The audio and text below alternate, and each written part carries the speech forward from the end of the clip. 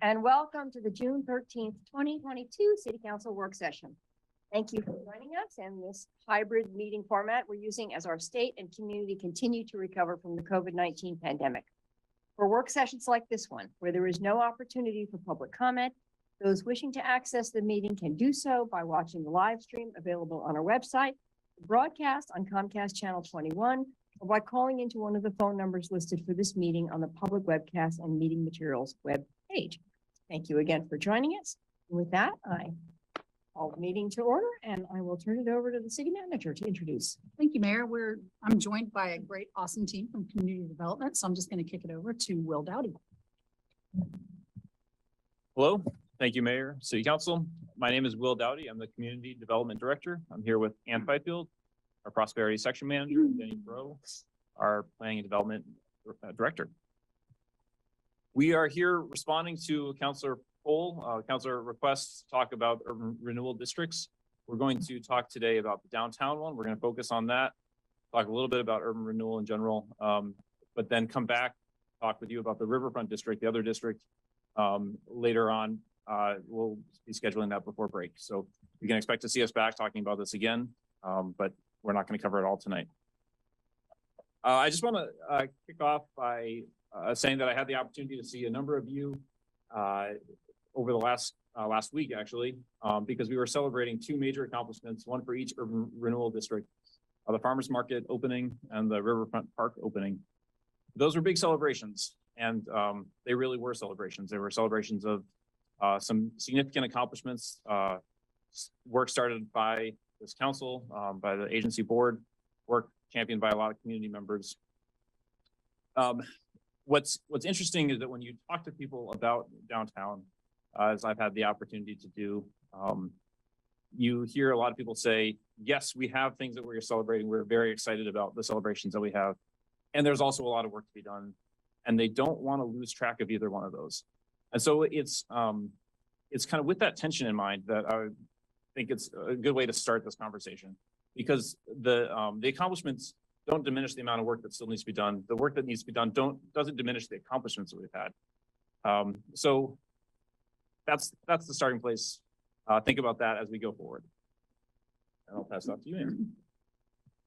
All right. Well, good evening, Mayor and City Council, audience online and in person. I'm excited to be in the room with you tonight. It is really good to see you all in person. We're here tonight in response to a council poll requested by Councilor Groves. The request asked if the plans for Eugene's urban renewal district should be amended to allow the districts to fund additional projects. I'm going to focus on the downtown district. And so, yeah, you will get used to this hybrid environment. The future of the downtown urban renewal district has a lot of complicated pieces. So we've got a lot of other staff in the room here tonight and also via Zoom to help answer any questions. My presentation tonight will start with a review of some key technical details that are pertinent when considering the future of the downtown district. And then I'll go over how urban renewal can be used and give some examples. And I'll finish up with a discussion of trends and the city's policy context. This map shows the boundaries of both urban renewal districts in Eugene. The orange polygon is on the left is the downtown district. The purple is the riverfront district. This image zooms into the downtown district, highlighted in orange. It shows that the district extends from 6th Avenue on the north to 11th Avenue on the south, and as far west as Lincoln. The Broadway Place apartments are inside the district, and then east over to Pearl with a little extension up to High Street. The district was established in 1968, and the council amended its plan in 2016 to fund 4 projects: high-speed fiber, farmers market improvements, park blocks and open space improvements, and 1059 Willamette redevelopment. We provided an update on those 4 projects at a recent budget committee meeting, so we won't really talk about them today. The 2016 amendment also increased the spending limit, known as maximum indebtedness, by $19.4 million to fund the 4 projects. The plan was amended again in 2020 to remove the spending cap on the farmers market pavilion, but that 2020 amendment did not change the district's total spending limit. The 4 projects are either completed or on their way to completion. The downtown district will soon end its division of tax, which is the term that describes how revenue from overlapping taxing districts are directed to the urban renewal district. When a district has collected the revenue to reach its spending limit, it will cease to just generate revenue to the urban renewal district. It ends its division of tax. Finance staff estimate that this could happen as soon as FY24. It could extend to FY25, depending on total assessed value and collection rates. Both of those things fluctuate somewhat from year to year. But from a staff perspective, we're working under the assumption that the district could end in FY24.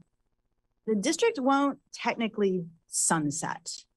It's not a technically correct term. It's technically correct to say it will end its division of tax or it will stop generating tax revenue, which don't roll off the tongue as well as sunset, but it's accurate. In the absence of any amendments to the current plan, no additional projects can be implemented using tax increment revenue in the downtown district. This table shows the revenue that is currently diverted from each of the overlapping taxing districts. This is how the division of tax revenue it directs to the downtown district. The total amount is around $2.6 million. About half of that comes from the city's permanent rate, and about $880,000 comes from 4J's permanent rate. Urban renewal is not an additional tax, although it can look that way on individual property tax bills. The total tax amount paid by property owners doesn't change because of urban renewal. What does change is the split between overlapping taxing districts. If the downtown district's division of tax ends, the revenue in this table ceases going to the urban renewal district and goes to the overlapping taxing districts. But Oregon's property tax system makes it more complicated than that when it comes to school district 4J. That's because the statewide funding formula for K-12 schools and also property tax compression. The urban renewal district generates zero revenue from 4J's local option levy, but the downtown district shifts some of 4J's permanent rate tax dollars out of the education category and into the general government category, which causes some properties to no longer be in property tax compression for the education tax rate category. If the downtown district ceases to collect tax revenue, the net impact to 4J would be a decrease in their budget of about $150,000. The impact of urban renewal on 4J is complicated, and we could easily spend another 10 minutes talking about it. We're not going to. We're happy to answer any questions you have, but we have a lot of other things to cover in this presentation. There's another fiscal issue to consider. The downtown district has seen steady growth in its incremental tax revenue over time, and we expect that growth to continue. State law, however, creates a ceiling on the annual revenue that can be directed to the urban renewal districts. The ceiling is based on the district's initial spending limit. Once a district hits its ceiling, a portion of some tax revenue goes to the overlapping taxing districts. So for example, if a district's initial spending limit was $40 million, then the district would hit its ceiling when it collects more than $4 million annually. It's 10%. Any annual revenue over $4 million would be directed to the overlapping districts. We've done some preliminary research on how the ceiling works and when the district would approach this ceiling, but that analysis is very preliminary. It suggests we'll hit the ceiling within 10 years. So it would be something for staff that staff and council would want to better understand if the district's plan were amended. If the council wishes to amend the district's plan, it must formally initiate that process. The first step is for council to direct the city manager to prepare a draft amendment, which is then subject to multiple steps of public review before council can vote to approve the amendment. This process can take 4 to 6 months, doesn't include much time to write a draft amendment. The draft amendment would document what kind of projects and the overall spending to be included in the amended plan. We haven't done any work to develop a project list. The clock is ticking. It's possible that the downtown district could reach its spending limit in FY24. If council wishes to amend the plan and extend the district, council will need to have gone through this amendment process by June of 2023, a year from now. This allows time for an amendment to be placed on the ballot in the event it's referred. If council wishes to amend the downtown district's plan, the amendment and associated documents will need to identify eligible projects and estimated costs. That's because urban renewal a tool. It's just a mechanism to focus funds to pay for investments in a specific area, the downtown district. What's really important is what you want to accomplish and the projects that get you there. The projects are like a building, and urban renewal is a tool used to build the building. Very broadly, urban renewal is a useful tool to fund infrastructure investments and real estate projects. It cannot cover operation costs, things like street sweeping and police patrols. In your packet, attachment A lists the type of projects that Oregon statutes identifies as eligible for urban renewal funds. We'll quickly walk through some examples so you and community members watching can get a sense of how it's used. It can be used for rehabilitation or conservation. In the heart of downtown at the corner of Broadway and Willamette, we've grown accustomed to a cluster of people at Barnlight, and Sizzle Pie, and Killer Burger on the ground floor of the Broadway Commerce Building. The ground floor used to be vacant, dead space as you walked by. The renovation expanded the windows, put bricks on the facade. It created successful retail spaces and made the building one of the most desirable spaces in the downtown. Renewal supported the development of the Woolworth Building, just next door to Broadway Commerce, filling an unsightly pit in the heart of downtown on Willamette Street. Urban renewal played a major role to create the downtown library. It contributed the land and a majority of the total capital costs. Urban renewal can be used for the acquisition and sale of property and for clearing and rehabilitating property. Today, we're sitting in the Lane Community College downtown campus. This site was once a Sears building. Using urban renewal, the old unsafe structure was demolished. For a while, there was a big pit next to a service parking lot. We used urban renewal to acquire and clear the property, prepare it for construction, and the urban renewal agency then transferred it to LCC. Now there's a residential complex on the west side, classroom and offices on the east half, all of which bring people downtown. Urban renewal is often used for the construction of streets, utilities, and site improvements. The Riverfront District is a really good example of doing that. And the Downtown Fiber Project is a good example of the construction of utilities. Urban renewal is a useful tool if there's work to improve buildings, public or private, streets and sidewalks, underground infrastructure. It can be used to buy and sell land. Those activities cover a lot of ground, making urban renewal a really flexible tool to help a community achieve its goals for a specific area. There's a lot of flexibility in what an urban renewal plan can look like. The current plan for downtown covers 4 specific projects, while the Riverfront plan is much less prescriptive and more flexible. In 2016, when the downtown plan was amended to fund the 4 projects, there was a short list of projects that had been priorities for some time. There's some work that would need to be done to identify priority projects in the downtown that could be incorporated into a plan amendment. City has a variety of plans that affect the downtown, with Envision Eugene as a foundation. The Prosperity Plan includes strategies that build up the downtown as a creative and a commercial hub.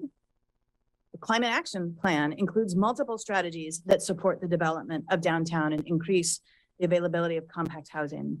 The Climate Action Plan encourages walkability, transit-oriented development, dense housing. All of these things have their best chance of success in the downtown because it's already very walkable near transit, dense development. The Housing Implementation Pipeline includes a target goal of increasing the number of housing units in the downtown by 50%, which would be an increase of over 1,000 units. Existing residents in the downtown respond positively to news of new housing developments. Increasing the supply of housing in the downtown will help us address our housing crisis. And finally, the Eugene Downtown Plan is the neighborhood refinement plan for the downtown. It was completed in 2004. The Eugene Downtown Plan covers a geography that's bigger than the downtown urban renewal district. It extends from Lincoln Street all the way to the river and from 13th Avenue north to 4th. It's organized into the 9 elements listed here, each tied to downtown urban vitality and economic strength. Each of these 9 elements includes policies, implementation strategies, and examples of possible projects. The policies are statements to articulate and move the community towards its goals. The policies were adopted by City Council. The implementation strategies are broad tactics to address the policies, and the projects are examples of specific actions that the city may choose to undertake or participate in. The policies and the strategies remain relevant. The identified projects, however, would use an update. By my count, there are 47 individual projects identified in the downtown plan. Out of those 47 projects, 30 are either completed, partially completed, or ongoing successful efforts. That's about 2/3 of them. Some projects haven't been completed because they've faded from being a priority. One project was to include incentives for the location of medical facilities in the downtown. That was a priority in 2004, but it's faded. One of the projects was to develop residential mixed-use projects on the Woolworth site and the Center Court buildings. Those sites redeveloped into 100% commercial uses. We are not working to convert them to residential. Of the 30 completed projects, urban renewal was involved in 19 of them, 2/3. Urban renewal has been an important tool to move identified priorities forward. 2022 is an opportune time to update the project list in the downtown. For one, the existing project list is largely done. The downtown is not done. A lot of our sidewalks have deteriorated. There's buildings that could be improved and put to better use. Our public spaces have aged and need significant improvements. In addition to our downtown needing repairs, we should consider that the world has shifted since 2004, when the downtown plan was completed. In 2004, Amazon.com was still primarily a seller of books. Since that time, consumers have greatly shifted how they buy goods, not just books, which impacts the ability of bricks and mortar retail to be successful. We have a housing crisis now. We've underbuilt housing, and today demand exceeds supply. So prices for ownership and rental units are high, making it hard for many households to find housing that fits in their budget. We have a climate crisis. We have to find ways to build our city in a way that greatly reduces our carbon output. Living in the downtown makes it easier to have a low carbon footprint. Our community has to address racial equity. Downtown development can play a positive role there. And then there's the pandemic. In the last 2.5 years, the pandemic has shown us that office work can be done at home. How much people continue to work at home is still evolving, but a lot of office workers have shown a preference to work at home, at least for some days out of the week. This means that commercial districts everywhere are going to have fewer people in them at lunchtime and post-work hours, going to lunch, getting after work drinks, and running errands in the middle of the day. Any new list of priority projects needs to work with these trends. To keep the downtown vibrant, attracting residents will be more important than ever. A new downtown action plan can identify focused tools to encourage more residential development.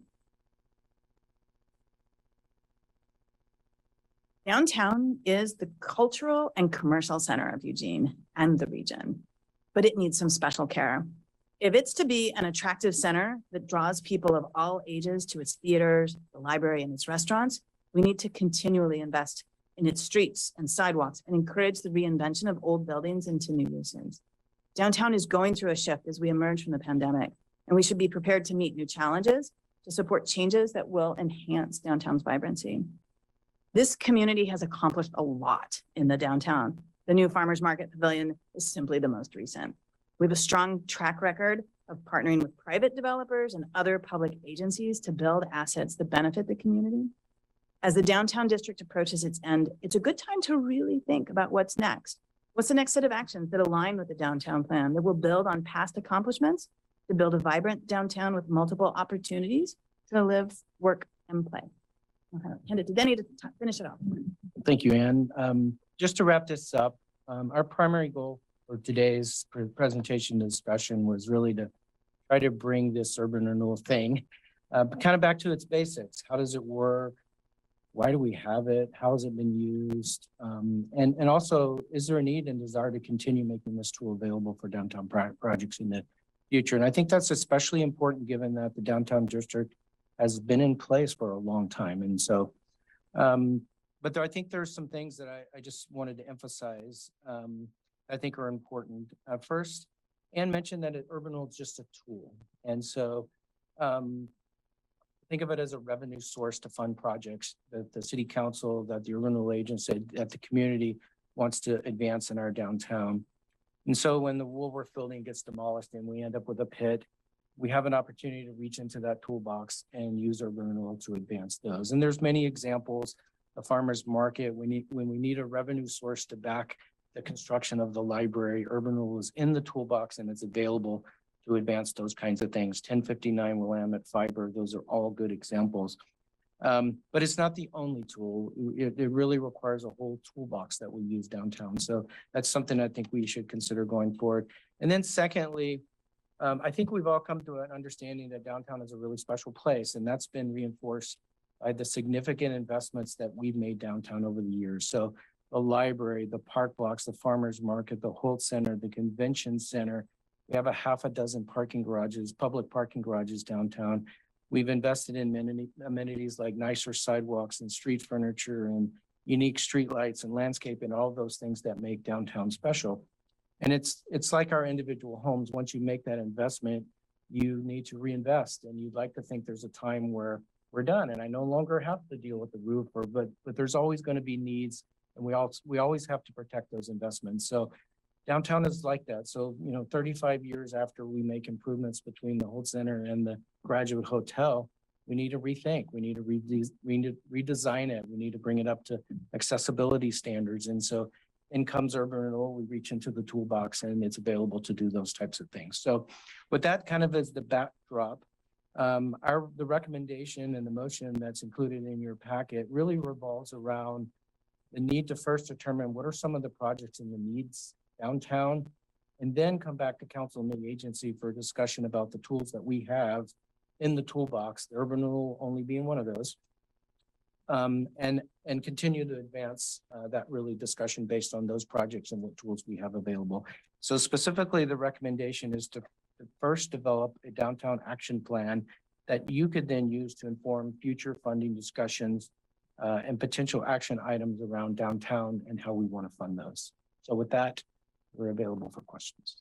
Great, thank you so much. Oh good, I'm about to see who might have a hand raised in the virtual world. Thank you so much. I just want to say that how I appreciated this packet, and I appreciated reading the downtown plan and being reminded of what was in that plan and the journey that we've been on as a city, because I think it's easy to lose track of that. 2004 is actually a long time ago, and a lot of things have changed, as you pointed out. So that was really, really interesting, and I appreciate the presentation. And I have a whole lineup of hands on the screen there. So looks like Randy, then Alan, then Matt. And then I believe Alan was ahead of me. Okay, well, Alan, you can take it away then. Alan, then Randy, then Matt. Thank you, Mayor. So, yeah, this has been around a long time, 54 years. In fact, 1968. Well known, I'm not a fan of urban renewal. I'm in the minority on that. So I get that. I'm not gonna bring that up in this. So I'll work within the system and make it as effective as possible. I did have a question though about the what'd you call it, Anne? A sunset? Oh, just kidding. About the expiration of it within 10 years, if we hit the cap. I'm not sure I quite understood that. So is that just a legislative thing that says if you meet this amount based on this formula, the urban renewal district ends and there's nothing you can do about it? It's not that the urban renewal district ends, it's that anything over that ceiling then goes to the overlapping taxing districts. And so if your ceiling is $4 million, your district continues to get $4 million annually, but anything over $4 million, maybe in that first year, it's $100,000 and then it's $200,000, that goes out to the overlapping taxing districts. And it's sort of if the frozen base, this is a ceiling, the urban renewal district continues to get what's in the middle of that sandwich. And we have a very preliminary understanding of it. A lot more research needs to be done. So does that mean that the amount of increment financing that comes into the district gets capped, set, and everything above that goes back to the districts? An annual basis. On an annual basis, right. Okay, I get it. So I had a question about the downtown action plan, and in the AIS, you use the words is consistent with the downtown action plan of 2004. I'm wondering, why do we need to be consistent with that very old plan?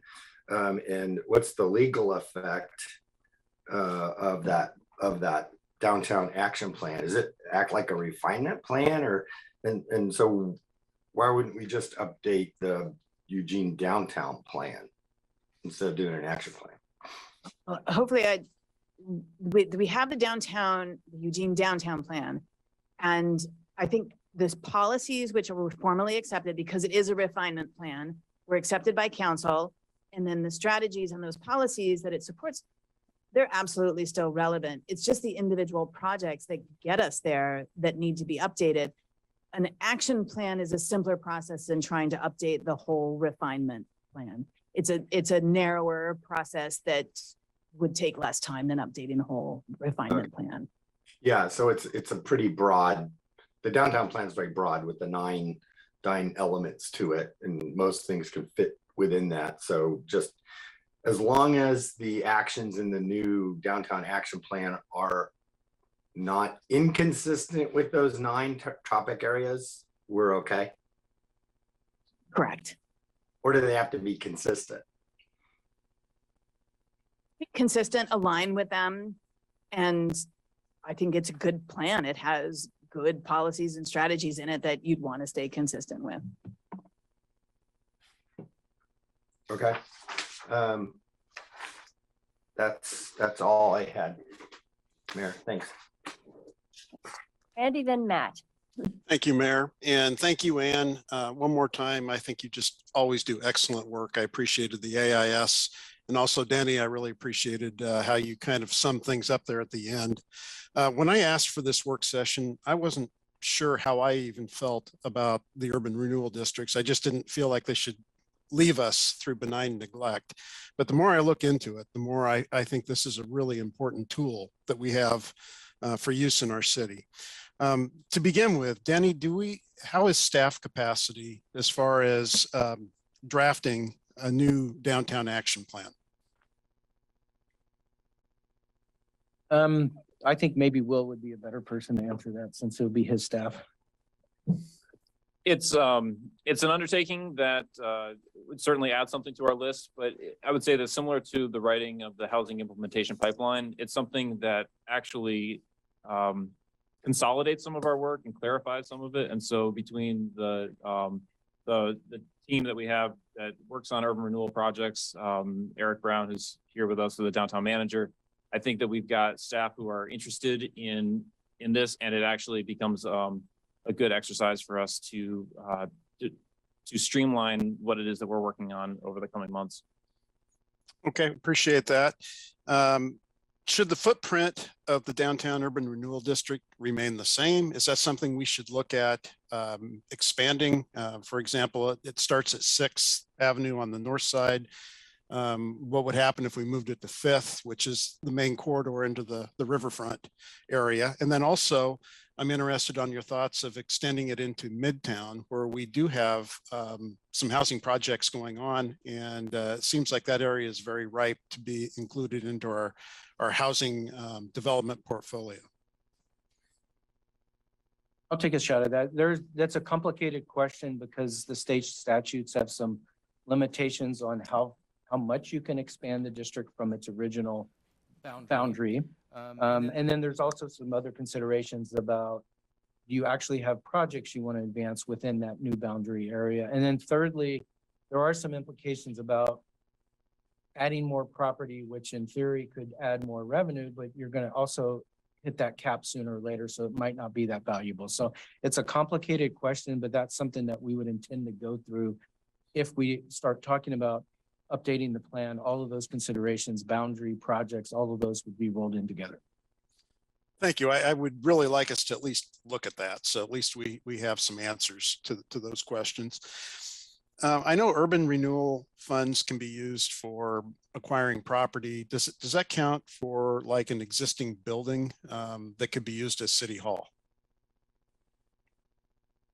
I would generally say yes. I don't think there's any prohibition about public use. The library is a perfect example. So I don't see why it couldn't. I just didn't know if, starting from the dirt and raising a building as opposed to buying an existing building, especially if it's one that's already received urban renewal funding. But that's something I'd be interested in. Can that also be used to provide debt services to an internal debt services bond? I think general, yes, the urban renewal district can go into debt. As I recall, we went into debt to fund a pretty significant contribution to the library. I think that was $20+ million. And we had to go into debt in order to provide the upfront funding to help construct the library. So the answer is yes, urban renewal districts are designed to go into debt. Great, thank you. And then my last question, considering our climate action plan and some of the things we're doing along those lines, can urban renewal funding be used as to provide grants for adding solar where appropriate on existing buildings in the downtown core? Yes.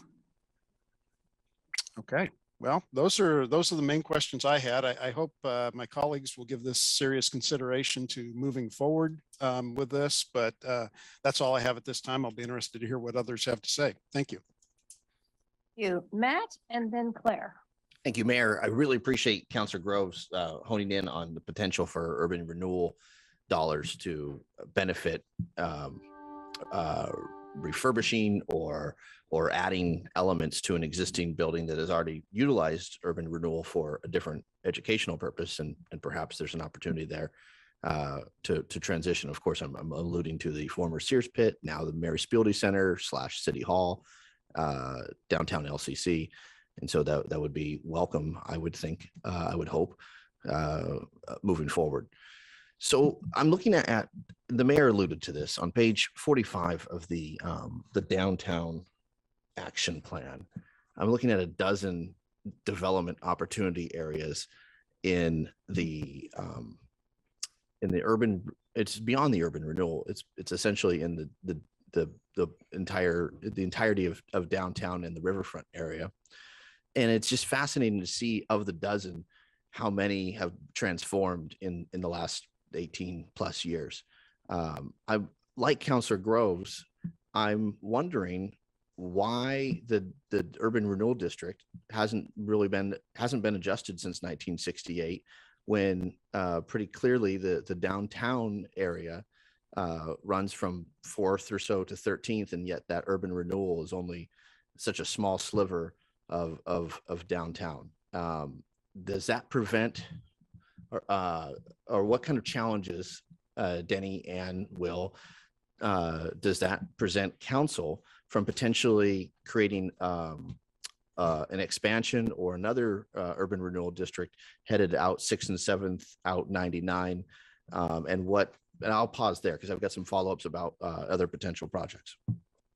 Yeah, I think if you're really getting, I guess, aggressive on a boundary expansion, you're going to have some limitations that are embedded in the state statutes as to how far you can grow the boundaries. It's pretty small percentage of the original square footage or area, and I think it's like 15%. You can only grow the boundary 15%. I don't remember in the downtown if we have expanded in the future, so I don't know how much of that 15% is available. But if you were talking about 6th and 7th, you'd be talking about new urban renewal districts, probably not an expansion of the existing district. And the downtown district has been expanded. We expanded it in 2016 to include that funny little arm that goes out to High Street. And I believe also we expanded it to include the little nub out to Lincoln Street where Broadway Place apartments are. And I know a couple years ago, we came and talked to council about looking at an urban renewal district in the Bethel neighborhood. And one of the facts we looked at was so you can grow an existing boundary by some percentage. So that's one calculation you have to do. But then there's also a limit as to how much of your whole town can be in urban renewal districts. And that percentage, we're actually pretty far from there. We have a lot of room to whittle in. Okay, I'm glad you brought up Bethel. Let's say an entity like, I don't know, a minor league baseball team came to us and said, we found an opportunity to stay in Eugene, and we need, let's say they're in Bethel, or let's say they're in the near the fairgrounds, and we require all the tools in the toolbox to make this happen.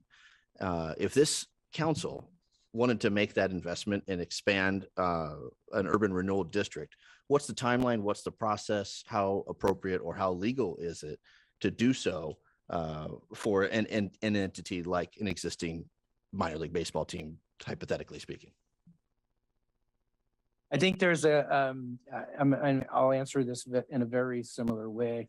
If you really were talking about an expansion and there was enough room to actually, under the statutes, to expand the district, you would immediately have access to the existing revenue in the, say, downtown urban renewal district. So you'd have some capacity to do something, let's say, for a minor league park. If you create a new urban renewal district, remember the increment slowly comes in. And so in the early years, you won't really have that much tax increment revenue to utilize for projects. It's going to take, it would take several years for you to generate enough tax increment revenue to either put into a project or borrow against to put into a project. So it's not a put a urban renewal district in place and you immediately have all this capacity. It takes years to kind of develop the capacity in the district. So it's not a quick fix for a project like that if it were a new district. Okay, thank you. Final question, if we were to advance the motion tonight, which I hope we do, would something like a public-private partnership resulting in an events center meet the priority projects of downtown and or the downtown action plan within or utilizing urban renewal dollars?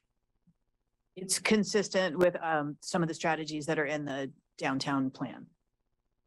Great. Thank you. I see I have 2 seconds left. I thank you panelists and thanks Mayor for the time. You, Claire, and then Mike. Thank you, Mayor. I'll just say Ann gets the Understatement of the Year award with "There was a pit for a while." Gracious. And then I'll also say this is a very different council from the one I joined in 2012 in terms of this attitude towards urban renewal. Y'all, Mike's chuckling there. I'm kind of surprised, Alan, I'm not sure why you didn't mention. So I'm ambivalent here, right? I really felt this was a little more of a sales pitch than we get normally from presentations in terms of like, yeah, downtown urban renewal. So just putting that out there, a little editorial on my part. So who would be picking the projects or suggestions that would go into this draft plan that we might be voting on a motion here? You know, council or the urban renewal agency, and you guys are one and the same, obviously, have always had the opportunity to choose the projects that go into the plan. And then after the plan is adopted, to actually allocate the funding, decide how much for those projects. So really it's you know, right, Jenny, but who's going to bring back this draft if we pass this motion, this first iteration? we would develop a process to, you know, do some community engagement and all of that. We haven't spent time doing that because we need direction from you as to where you want to go. But sure. You know, Will's probably given a little bit of thought about how we do that, but we would come back with first, here's the opportunity that we see downtown or the work that still needs to be done. And then it's really council to decide if urban renewal is the right tool, or maybe it's time to, you know, get out of the urban renewal business and do something else. Assuming that we still may want to pursue those projects, it would then beg the question, how do we want to accomplish those if urban renewal is not the tools? Okay. Can anyone explain why it's so difficult to know when we might hit that limit that you were referring to? Might ask Maurizio to fill in some of the details. We've never been close enough to have to really consider it. And do you want to come over and maybe talk a little about the transition period? Takes Maurizio and the city attorney's office to really answer their question. So what I'll say about that, oh, by the way, I'm Maurizio Barlico from finance. What I'll say, I will be meeting with Lauren Summers in our city attorney's office to kind of talk through this in more in detail. But part of the reason it's newer ORS language, I'm not sure exactly when it went into play, but it was within the last few years, I believe. Something we've never encountered. It's something not only we'll have to figure out on our end, but also the tax assessor would have to actually implement this. So I would want to also, before we came back saying I feel comfortable with explaining how it really works, I would want to not only sit with our own city attorney's office, but also with the tax assessor. I'm not sure if any other urban renewal district in Lane County has hit this limit yet. So it's just kind of very new. Gotcha. That's a perfectly reasonable explanation. So I do want to say I'm very proud of the 4 projects that we added to the district. Our farmers market is going to serve as a great economic driver for Eugene and Lane County. Our establishment of high-speed fiber, I think, was one of the smartest investments this council has ever made. And has more than proven its worth and increased capacity for the current tech businesses that were here, the new ones that it's attracted. Excuse me, but I'm kind of feeling that we're being told like it's a tool. Sure, it's a tool amongst many, but it's a tool you're never going to be able to give up. And that causes me a little heartburn. As an aside, we need a pharmacy downtown. If we want this neighborhood and all the new people we want to live here to consider it well served, there's a new independent pharmacy that just opened at Veneta, between a Bi-Mart pharmacy manager and a pharmacist. They've opened a pharmacy in Veneta, so we can open one downtown. And I don't think we can expect people to rely on online for that, or have to get on the MX and go out to Walmart and Target. So I think that's a high priority. Finishing the park blocks improvements, right? Or should that be in our parks fund? So I think these are questions we need to struggle with. And then, Matt, we kind of brought this up. What about discussing the creation of new urban renewal districts? I am interested in that conversation for Highway 99 and Four Corners, but I'm not sure how comfortable I feel about that while we have 2 districts that are going to keep going on and on. And just last, if we said we were going to build a multi-purpose facility with urban renewal, we would start getting lobbied heavily to build a convention center downtown before we do that. Just warning you. Thanks. Thank you. Mike and then Emily. Thank you, Mayor. Well, I wanted to say I agree with a lot of what my friend Claire said there. If she wants to know why, I think it's an important part of a conversation about seeing a pharmacy somewhere. If somebody were to ask Bi-Mart which changes in state and local law prompted them to end all their pharmacies, I think that might be useful information in the discussion of that too.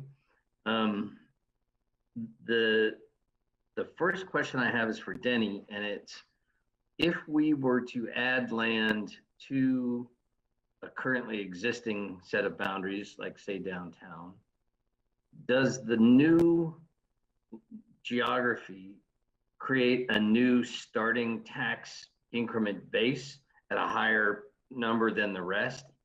And so it also takes more time for that new space to add to the whole? Yes, I think if I'm hearing your question right, the properties that would be brought into the district would be subject to that frozen base at the time they come into the district. And then we would only collect the increment from there forward. So it would have a new base as of today rather than the one that was created previously. Just for the new property. that's Right. brought in. So essentially, they're not going to add much to the base for years. Well, I think that's different because you're bringing in existing value. So I think you would get, in that first year, you would get a bump for all of that property that comes into the district. So it would be a meaningful increase depending on what you brought in and what the value. So is it frozen at the previous increment level of the base, or is it take into account today's property values? And I'm not clear on that. I think the way you explained it, Councilor Clark, is correct. The frozen base, so if a boundary gets done in 2 years, the assessed value of that boundary expansion area 2 years from now would get added to the frozen base. So it would slowly increment. Yeah, so from there, you're starting with the current assessed value of that property. Oh, okay, good. That's what I was trying to get to. So the effect that they'd get the opportunity to take advantage of the balance of the whole district, but the new stuff wouldn't provide new revenue at the same rate, right? it would grow at whatever, like if you expanded, just speaking hypothetically, if you expanded into vacant land, the Right. assessed value of that vacant land would be added to the district, and then you build a Right. new property of it, all the value of that property would really benefit the district. Got it. I understand that. And I just want to do a little review too. So if we use the riverfront district, my recollection is what you said was hypothetically, if we were to buy and then add on to a building and just out of the thin air, that number was $25 million. At current rates for the riverfront, that would take 7 years to pay back, right? It was Do I a remember range, that right? but 7 to 10 years, we talked about somewhere in that range. Cool. So I know that a current council can't ever bind a future council from a decision that's within their authority to make. But Denny, don't I remember that a part of the previous use for those 4 projects and I can't remember what the year was, 4 years ago, 6 years ago, whatever it was. Wasn't a part of that motion that we would definitely end the downtown. It was that council's vote to definitely end the downtown urban renewal district, to sunset it. Sorry, Ann. I believe that was the previous plan amendment, not the most recent. So you have to go back several more years. That was included, but whatever council was seated at the time decided that they were going to move beyond that and actually amend the plan and not have it sunset. And it's no longer in the current plan. Okay, cool. So we're not bound by any sort of previous council decision on that. My time's still running and I have another question. Oh, I'm sorry. I didn't realize that was a question. Correct. So so beyond the question of whether a council can bind a future council, the current plan does not say that the district will sunset. The plans just says that the district, or it doesn't speak to a future council action. It doesn't, whether or not it has power. The current plan does not speak to what the council should do in the future. Cool, thank you. Lastly, can you please, as an action plan, as a portion of the action plan, bring back some sort of word from or analysis from the school district about how they will respond to, or if they have planned for the net loss of 150 grand a year? If we were to not move forward with the district? Yes. Was that a yes? I'm sorry. That's got a Yes. Okay, cool. Thank you.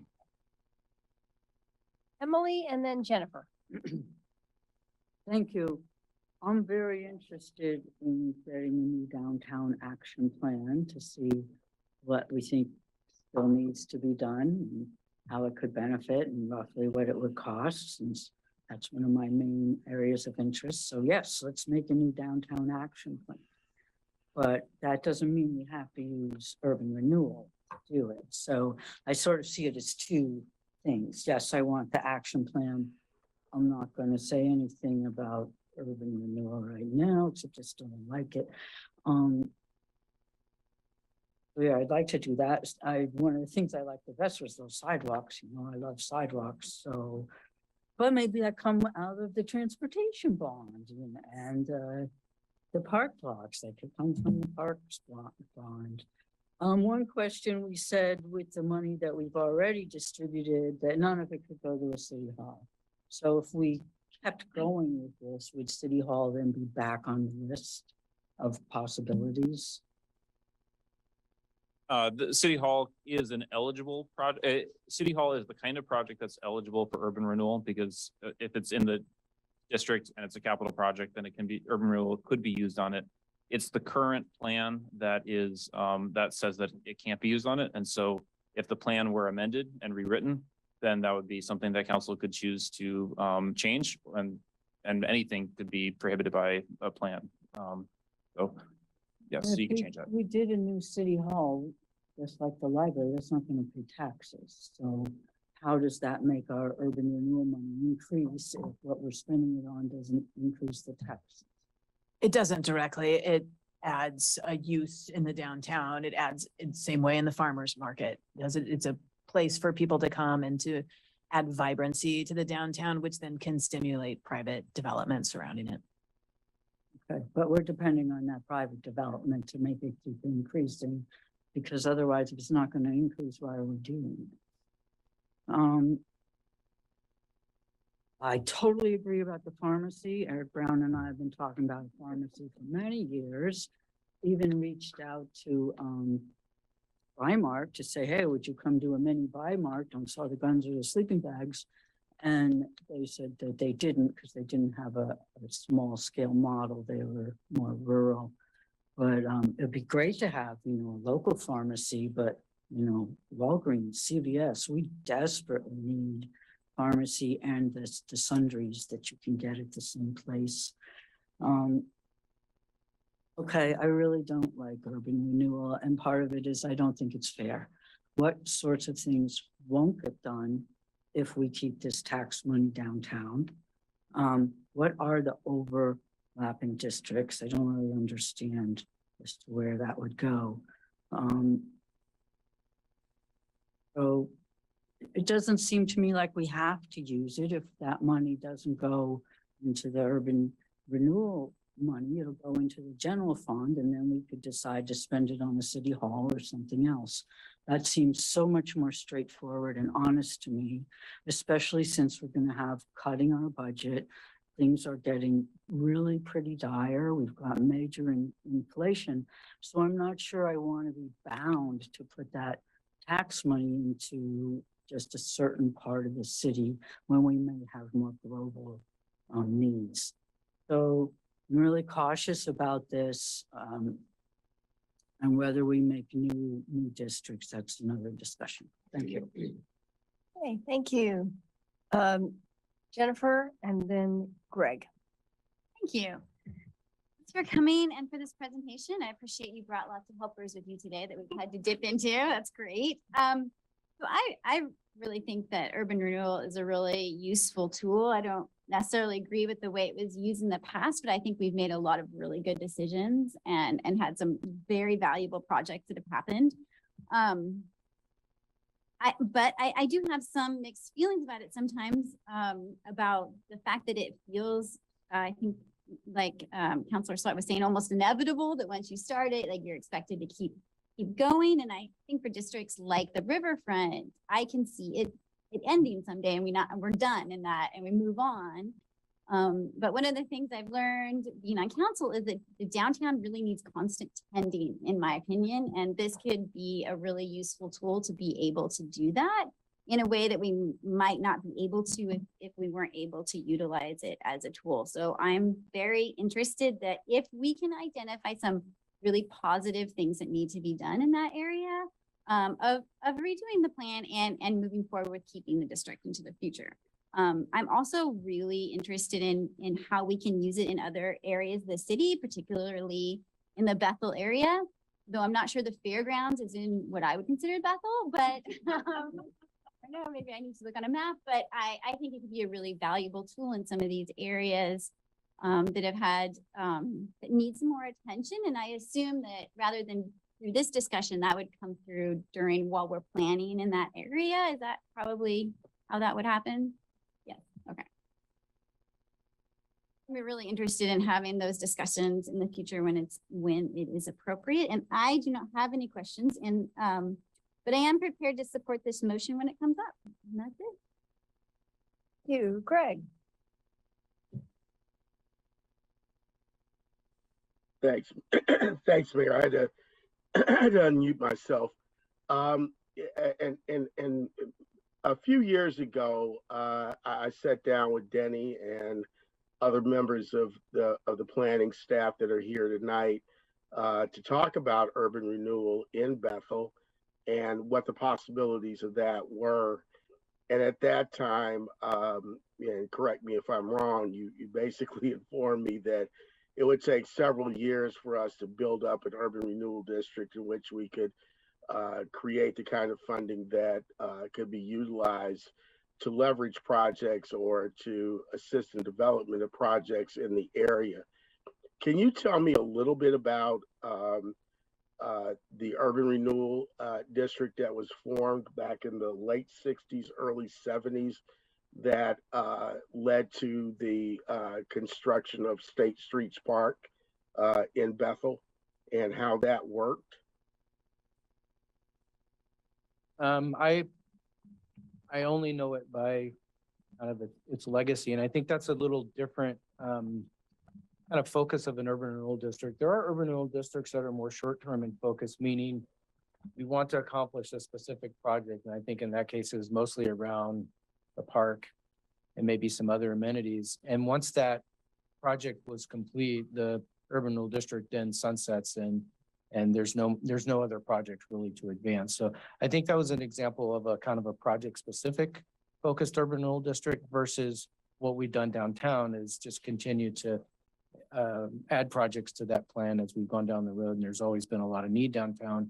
So that has just rolled over time and again. So they're just different. Do we have the ability to do project specific urban renewal districts now? I mean, yes, that's what we have downtown. We have 4 projects that are specific to the downtown district. So you could absolutely be very prescriptive about what you put in a plan. Yeah. And then the second question is there's been talk over the last few years about, and I could hear the angst in Councilor Syret's voice when this was brought up about the convention center and the inclusion of the convention center in the downtown urban renewal district as a way to build onto that facility exhibition space, which currently we really don't have. I mean, it's basically to some degree outdated. Could you talk a little bit about what it would take to expand the district? Is that, if I remember correctly, would that require a metro plan amendment, or what other mechanisms would have to take place for us to entertain including that portion of downtown in the downtown urban renewal district? I can speak to that. So the district expansion to include that site, the convention center is, the current conference center is in the downtown plan. So work that was being, or the downtown urban renewal district. So if work was being done on that property, then that would be, that would be able to just move forward as a new project if the plan were amended. If the facility were to increase its footprint and go into a place that's not currently in the district, again, that would be something that could be, if it was nearby, presumably the district boundary could be modified to make that possible. So a lot does depend on the specifics. As Denny mentioned, there are requirements about how far that district can expand. So if that district, if the site was in a different part of the city, then we couldn't extend the downtown district. But if it's on that site or close to it, that would be something that would just require the same kind of amendment that would be necessary to increase the life of the district and add this in as a project, and so that could move forward. So would that require a metro plan amendment? No. No. Yes. No, it would not. Oh, okay. Okay. I was mistaken about that. Okay. Thanks for clearing that up for me. Thank you. Thank you. I have a couple of counselors for the second round, but I'm going to just jump in for a minute. So I am recalling a couple of years ago when the council had the work session, made the decision around the 1059 building and the farmers market, that there was a list of other possible capital projects in the downtown area that you had presented at that time, like the bus station. There were a few others. I don't know, am I remembering that correctly? So that's a sort of a starting point of what some of the lists might be. I can't remember what else there was on that list. Yeah, you're correct, Mayor. We usually will start with a more broad list of here's all the needs, and then, have working with council deliberate as to what's the priorities and how much would we want to kind of our comfort zone of increasing the spending limit, and narrow it down to fewer projects. That's what happened last time. Housing was on that list, as I recall, and probably some other things. And I can't remember exactly what those were, but there were some other projects on there. Yeah, there was parking lot, there was development of parking lot, yeah. A few of those. Okay.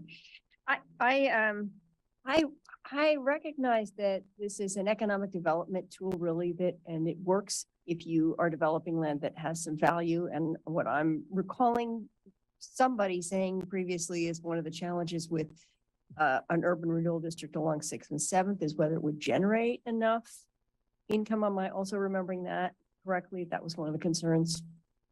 It's a concern. It has to do more with timing than it does with, if you look at a time neutral situation.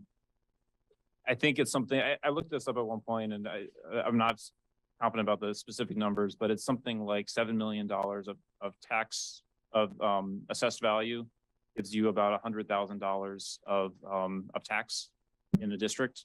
And so if you are looking to spend $1 million on a project, then you need to get about $70 million of, or you can do $7 million of new growth with over 10 years. And that'll give you $1 million. So, so there's math that has to go into that, but it's kind of like a tree.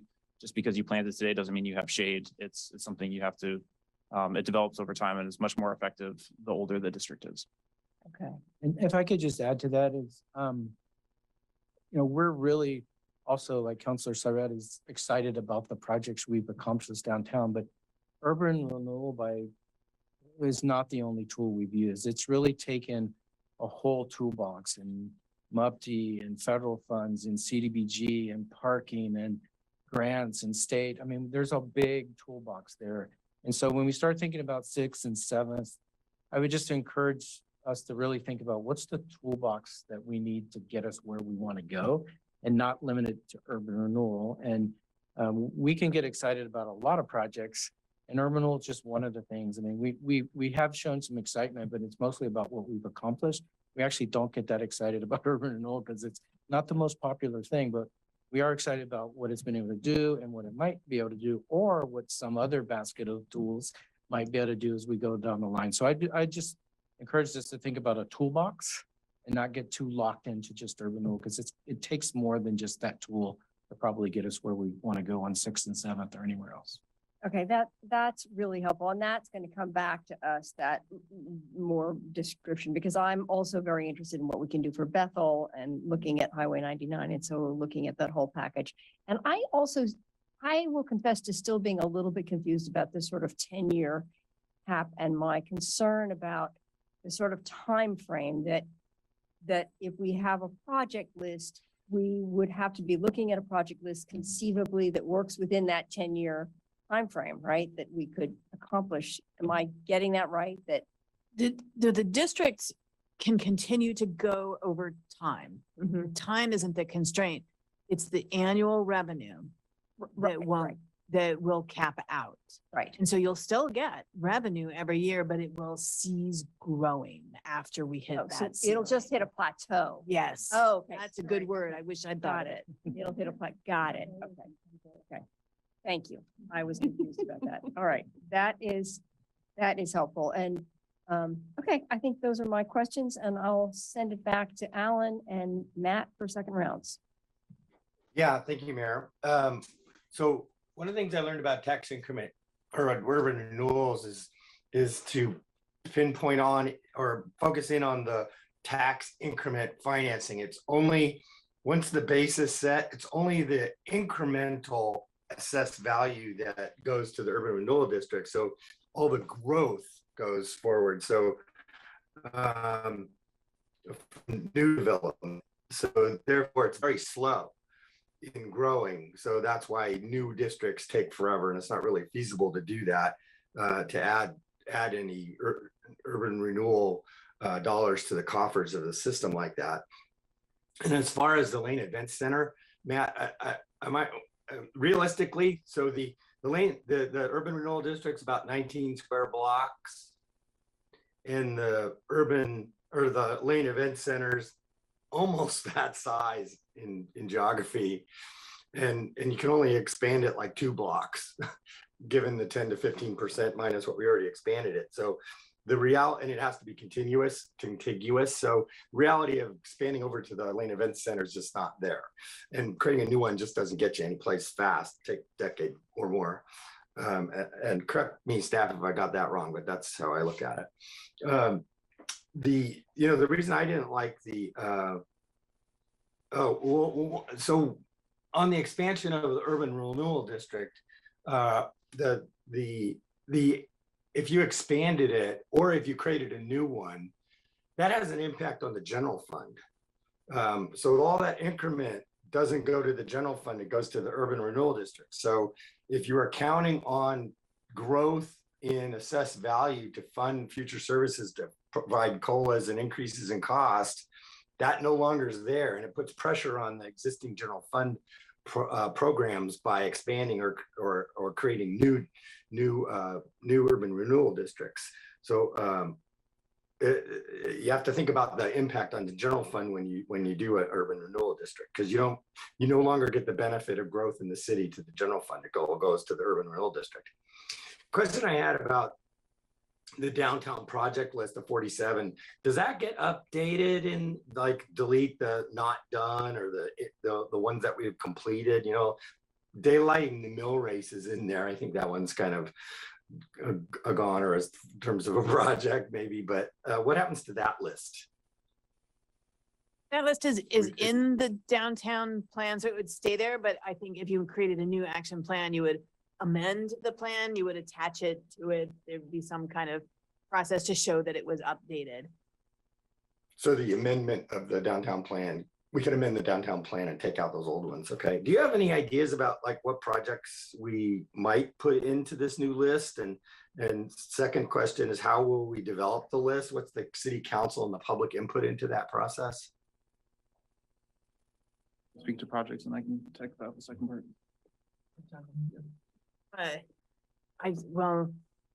I think we all have ideas for what projects could be included in that action plan. I think we would all, a pharmacy, something about a convention center. I think we need to come up with ways to convert existing commercial buildings to housing. One of my pet projects would be, we could fund SDCs to help that happen. And so those are the things that really, listening to you tonight on the pharmacy, I think clearly a priority. And I think, I do think taking care of the public realm, cleaning up our sidewalks and the streets so that it continues to be a positive experience for everyone in the public space, and finding ways to increasing the supply of housing in downtown. Yeah, Across the income spectrum. we have a specific goals in our HIP to create X number of units downtown, and we assume that those will need some kind of assistance in order to make those happen. So, we have vacant parking lot, or we have parking lots, vacant land that are parking lots right now that could be envisioned as future housing, mixed income housing, workforce housing, those kinds of things. So I think there's a definite connection to the HIP and the goals in the HIP and the tools that we might have to help advance some of those strategies as well. And what we're talking about is a list that has no formal standing. We're not talking about creating something like amending a refinement, or not creating a new refinement plan or a new version of one. So this would be a staff project very similar to the HIP. And what we would do, and what we did in that process, is we took a survey of existing plans, whatever else is on the list from 2004 that still feels relevant but isn't done. Conversation tonight, and then take that list, develop it by talking to stakeholders, and bring that back to council and say, here is the list that we've compiled. Again, no formal standing, but this feels like a list that you can draw off of, and you will recognize things on here from the HIP. You'll recognize things on here from past council conversations. You'll recognize things on here from the climate action plan, and so this should look like a very familiar list. And then that's something that you can then work with, or choose to disregard, or figure out ask us to look for different ways to get there besides urban renewal. Do public hearings but the council has the final say on what the plan looks like or what the list is. The question I asked earlier and you guys didn't give me that answer, so I'm glad it got answered. Matt. Thanks, Mayor. I was going to hone in on that too, because the first of the 8 determinations in the urban renewal agency as per ORS, as indicated on page 6 of our packet, is the plan and implementation of neighborhood development programs. So I wanted to know what or how the public or neighbors or neighborhood associations or city government or stakeholders participate in that planning and implementation of neighborhood development programs. So that's the first piece that I want to hone in on. And then there's some other elements to those 8 types of projects that may be funded with tax increments. I'll pause there with the neighborhood development program piece. I'm a little fuzzy on that. It's pretty broad language. Generally, yeah. I think that's the downtown plan, is the neighborhood plan.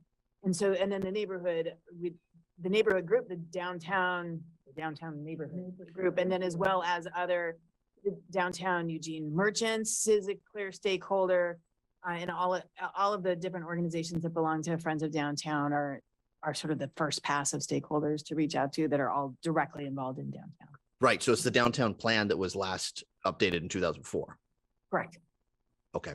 So is there a more timely or is it something that we would want to revisit every 5 years or every few years?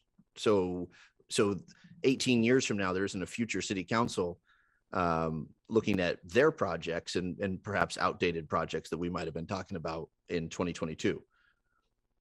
I think the downtown plan, as I recall, it was a 20-year plan.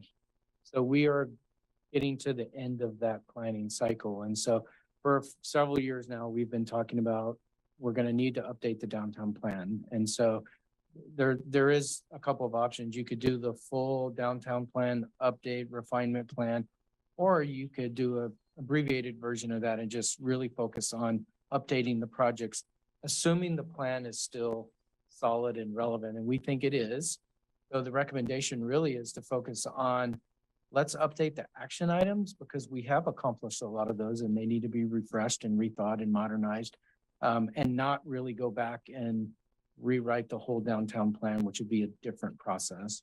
And I think the other important distinction is, although there's a connection between urban renewal and the urban renewal plan and the downtown plan, there are several projects and several action items that may come out of that action plan that don't need urban renewal, or urban renewal is not the right tool. So it's not really necessarily an urban renewal led action plan, but we want to start with the action plan and then determine what tools do we need, including possibly urban renewal, to advance those projects. So we don't want those to necessarily be directly connected at this point because we don't know that yet until we identify what those projects are.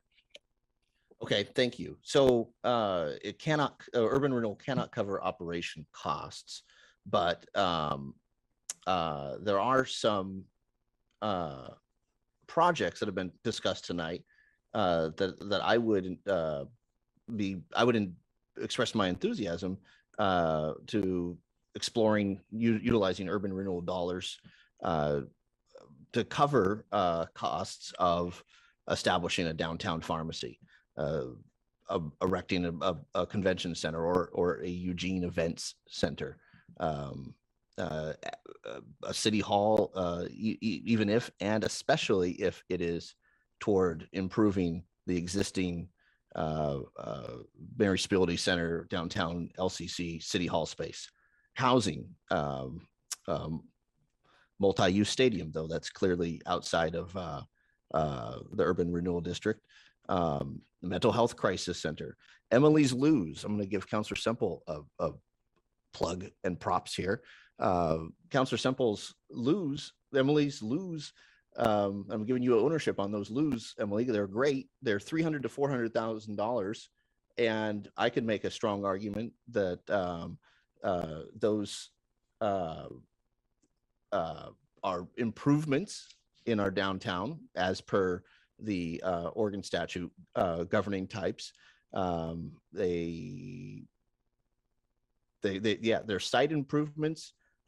They are arguably part of rehabilitation or conservation well, it's just a stretch, but I believe those loos are indeed site improvements. And could a future investment in loos throughout an urban renewal district be covered by urban renewal dollars?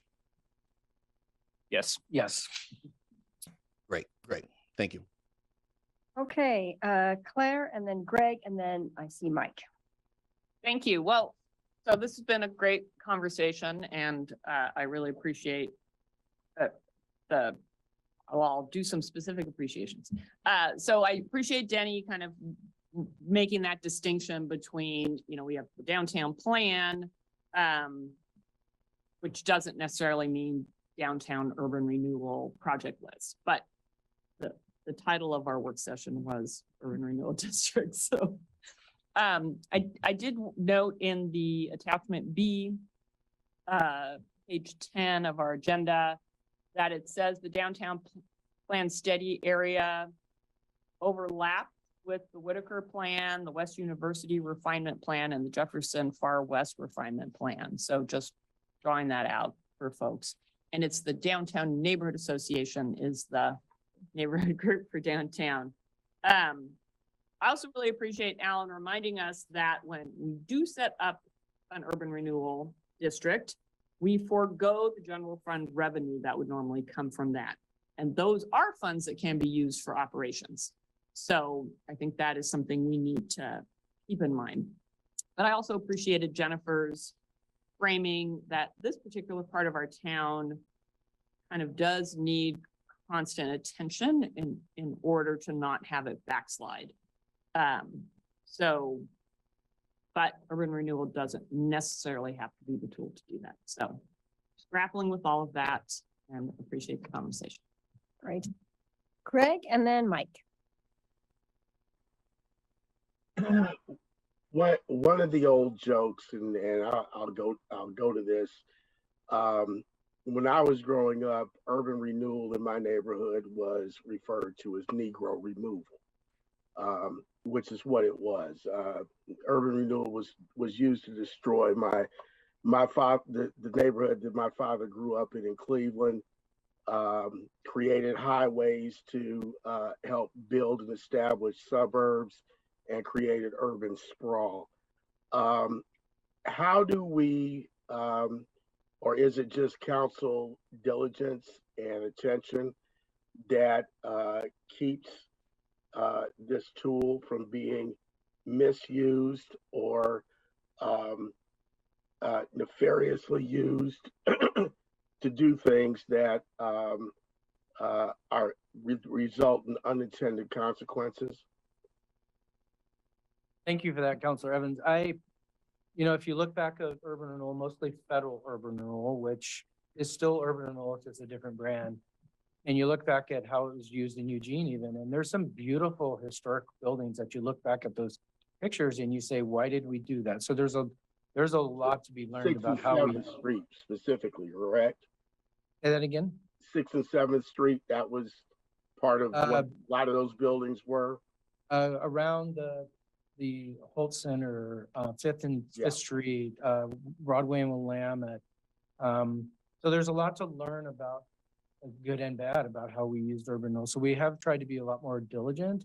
And so we've thought about how do you save old buildings like the Broadway Commerce Center or the STEAM plan? And so instead of tearing it down, let's use it as a way of saving a building versus, clearing blocks and so forth. So you are absolutely correct. And that's part of the problem with urban renewal. It does have that history that's really hard to overcome. And that's one of the things we've struggled with. And we've tried to kind of repair that by doing the right thing with this tool, because it's just a tool. It's how you use it that's important.